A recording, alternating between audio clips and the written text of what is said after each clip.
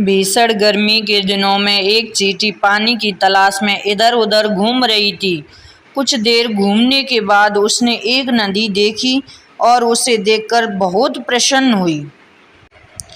वह पानी पीने के लिए छोटी सी चट्टान पर चढ़ गई, लेकिन वह फिसलकर नदी में गिर गई।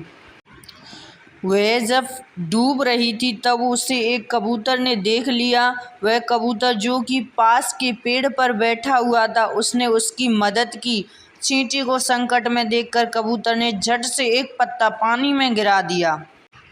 चींटी पत्ती की ओर बढ़ी और उस पर चढ़ गई। फिर कबूतर ने ध्यान से पत्ते को बाहर निकाला और जमीन पर रख दिया। इस तरह चींटी की जान बच गई और वह हमेशा कबूतर की ऋणी रही।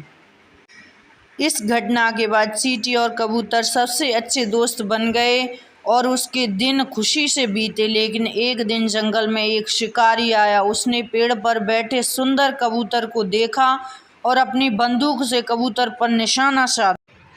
यह सब वह चींटी देख रही थी जिसे कि उस कबूतर ने बचाया था। यह देखकर उस चींटी ने शिकारी की एड़ी पर काट लिया, जिससे वह दर्द से चिल्लाया और उसके हाथ से बंदूक गिरा दी। कबूतर शिकारी की आवाज़ से घबरा गया और उसे एहसास हुआ कि उसके साथ क्या हो सकता है। वह अपनी जान बचाने के लिए वहां से उड़ गया। जब वह शिकारी वहां से चला गया, फिर कबूतर वहां उस चींटी के पास आया और उसकी जान बचाने के लिए उसे धन्यवाद दिया। इस तरह दोनों दोस्त विपत्ति के समय में एक दूसरे के काम आए। इस कहानी से हमें यह सीख मिलती है कि एक अच्छा काम कभी बेकार नहीं हो जाता। समय आने पर वो अवश्य फल देता है।